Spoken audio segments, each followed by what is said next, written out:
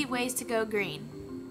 First, if you pick a younger sibling up from school, turn your car off when you're waiting for them instead of idling, because idling for 10 minutes less per day can keep 550 pounds of carbon dioxide out of the air every year. Do you have old cell phones or cell phone chargers that you don't use anymore? Well, you can now recycle those instead of throwing them away.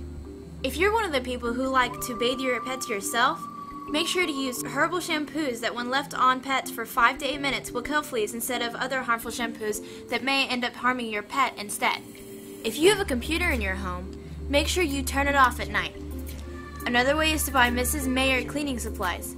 Mrs. Mayer cleaning supplies are made with natural essential oils, are biodegradable, and phosphate-free.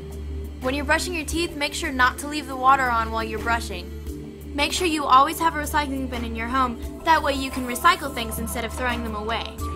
Where people use 100 gallons of water a day, a leaky faucet can waste up to 74 gallons a day. So if you've got a leaky faucet, get it fixed soon. Another way you can help is by planting a tree. Did you know that one person emits 94 pounds of carbon dioxide each day? And it takes 4 trees a month to offset that. If you have TVs or cell phone chargers in your room, make sure that when you come to school in the morning, those things are turned off so you don't run up your electricity bill. Do what you can and help the environment. Go green today. This is Elizabeth Byrd signing off for the WBC.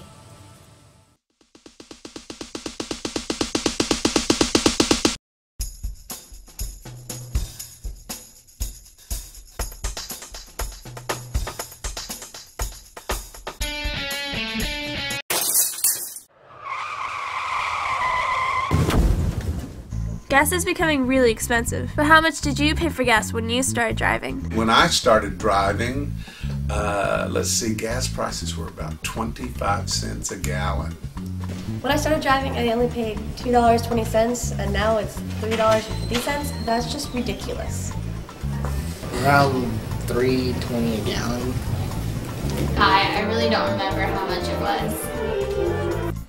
Exxon, one of the leading gasoline companies, made a $40.61 billion profit last year. That's about $1,300 a second. I decided to ask some people about their opinions on gas prices. I think gas prices are too high. I think gas prices are ridiculous. I don't make enough money here to be able to afford gas and food. The average American uses 500 gallons of gas a year and fills up about once every 2 weeks. In 1 week's time, gas went up 15 cents. By summer, we should be closing in on the $4 mark. Although it might seem as though America has it bad, some countries have it worse. Rome is paying $5.80 a gallon. Hong Kong is paying $6.25 a gallon. Norway is paying $6.82 a gallon. On the other hand, Saudi Arabia is only paying 91 cents a gallon. Kuwait is only paying 78 cents, and Venezuela is paying only 12 cents a gallon. Don't waste gas. Save some money. This is Megan Hoklas signing off for the WBC.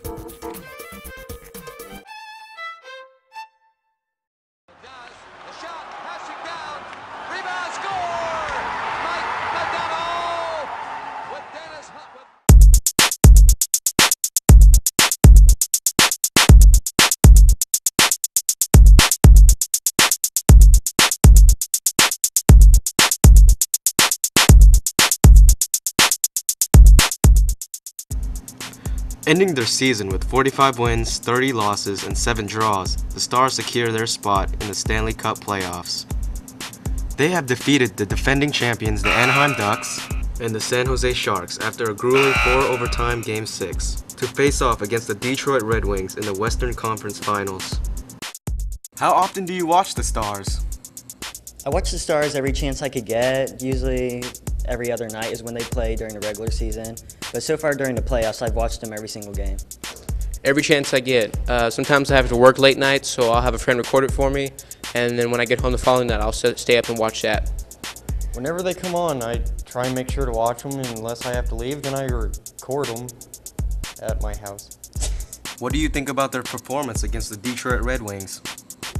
Well, they actually won a game finally. Now they just need to win 3 more, and I think they can do it. It was a hard-fought game, a lot of physical. Niz from both teams, but Turco ended up making the big saves when they came in and they counted. So hopefully we'll go to Detroit and win it there and come back home, win it, and we'll finish series off in Detroit. What do you think of the Stars' future? I think they have a bright future because they have a lot of young players, which will help keep their team the way they're playing right now, and they're playing really well right now, so they could probably go further next year if they don't do well this year. As long as they keep all the players that they have, they'll be fine next year. Well, there you have it, Warriors. This is Tidehouse signing off for the WBC.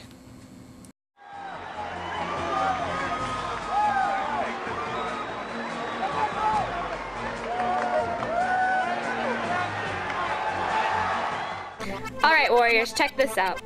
The other day I got a Nintendo Wii, and it's a little late by now, I know, but I spent all afternoon just playing it.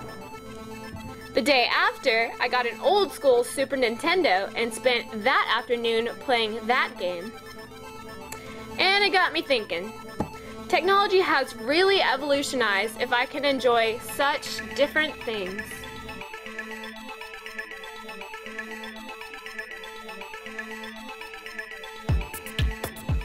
Throughout the years, the way we live life has really become simpler. Whereas in the 18th century, children used sticks, rocks, and paper for entertainment, now we have seen technology overcome everything. Computers replace files, phones replace letters, video games replace outdoors, and hey, better technology replaces old technology within a matter of days, right? So Warriors, what do you think about technology? How has technology advanced in your lifetime? Computer-wise, you know, we had these large brick-sized type computers that you had to get a dolly to drag around and stuff like that. Now you have these real thin, small laptops that you can just carry around with you anywhere you want to go. And in my lifetime, technology has gotten a lot smaller and more expensive.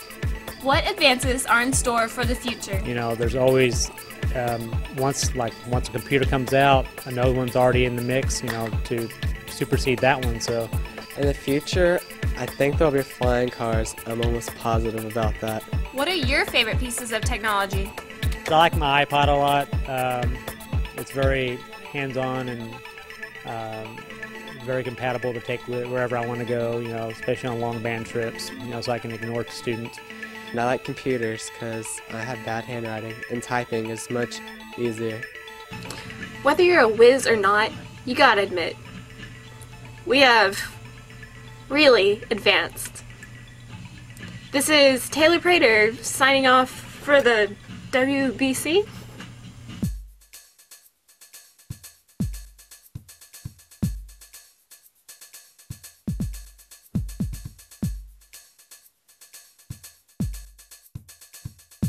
I was hired in November. This will be my first year. I love it. I love it. I love the people and just the city and the town, and I'm looking forward to being a part of it. I think just a challenge. I mean, especially professional baseball. You know, we have to build a team. We have to, you know, get players to play with each other, and you know, plus when you're competing in a league like we are, it's very competitive. It's a challenge. Plus the Cats, they've won 3 championships in a row, and a lot of pressure because of that. And but that's part of it. It's gonna be a lot of fun. Yeah, 9 years. Played with the Cubs, the Padres, played in Mexico a little bit, and then I retired and became a manager. About 22 years. Since I was 4. This is my second season. This will be my second full season. I got here in the last part of 06, and then played 07 with these guys here, and this will be number 2. Just throwing it, pitching. Just the overall experience. I mean, you got everything. You got, once you get into it, you got the strategy involved. There's always something to be doing. You're moving. The essence of the game, the history behind it. Just the little details. I mean, everything from how difficult it is to actually hit to throwing. I mean, it's just whatever. I'm a pitcher. I liked firsts. I got to talk to everybody. I didn't shut up. Umpires didn't like me very much. First base coaches, players, whatever, you come see me, I'm talking. But outfield's fun because you get to run a lot, chase down fly balls, and make hitters mad when they think they got a hit, and next thing they know, you got the ball in your glove. It's a sinker, and a pitching coach I had about 4 or 5 years ago taught me to grip, and I've been working with it ever since.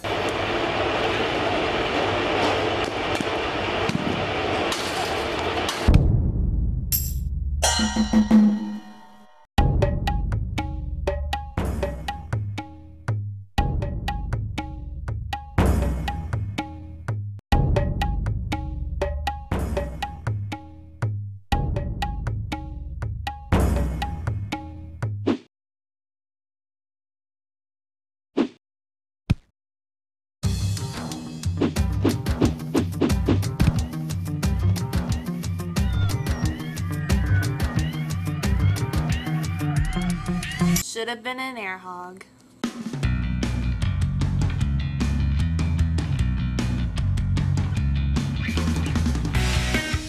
Have you heard about the new semi-pro baseball team?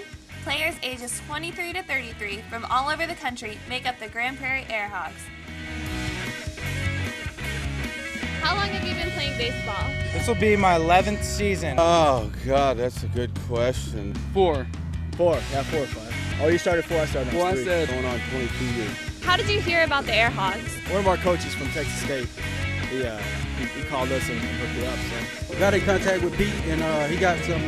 Got a trade in order, and I'm here. How did you become the manager of the Airhogs? I got a call from the owners here, Mark Schuster and Roger, and met them in Pensacola, Florida. By the time we were done, I was the manager of the Grand Prairie Airhogs. And what are your hopes for the team this year? Championship. Duh. Everybody thinks they're going to win a championship every year, but I believe that we're going to be, right in the thick of things, and hopefully we get a little luck and we end up winning the whole thing. It's about reaching out to the community, like high schools like the one you guys go to. You guys come out here. This is a beautiful ballpark we have here. It's one of the best baseball fields I've seen in the minor leagues in years, and I've been playing for 7 years. Can you tell us some of your history in baseball? My history in baseball, my God. I played 5 years here for the Rangers, a year for the Detroit Tigers after that. Then I played a year for the Astros, 3 years for the Phillies. Went to Japan for a year during the lockout, 2 years in Baltimore with the Orioles. Then I was with the Arizona Diamondbacks. It's going to be a blast, so everybody should come out. Come see what all the excitement is about tonight at 7:05 at Quick Trip Park as the Airhogs play their first home game against the Wichita Wingnuts. This is Ruthann signing off for the WBC.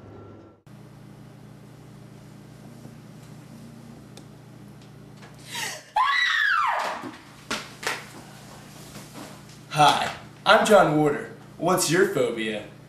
I'm afraid of clowns. Sharks. Giant cockroaches. Roller coasters. Miss Land. Picnic tables. I'm scared of the dark. Spiders. All the bugs. Losing. Frogs. Hairy feet. For the dark. Portal potties. Everything. That aliens are real. Sweater vests. College. Rats. Storms. Birds. Creepers. Phobias are usually caused from a bad experience, and sometimes they're not even scary at all. Here's a few examples.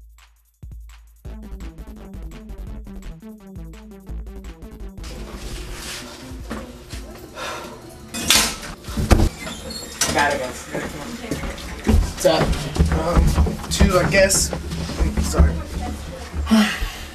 Oh, wait. Claustrophobia, fear of confined spaces. You ready for this? Now.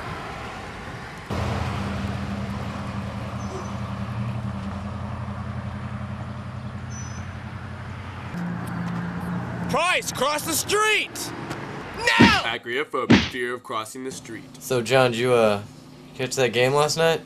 I don't know. I didn't really catch it last night. I wasn't really paying attention. Yeah. Okay. Yeah, John, what are you doing with your hand? Geniophobia, fear of chins.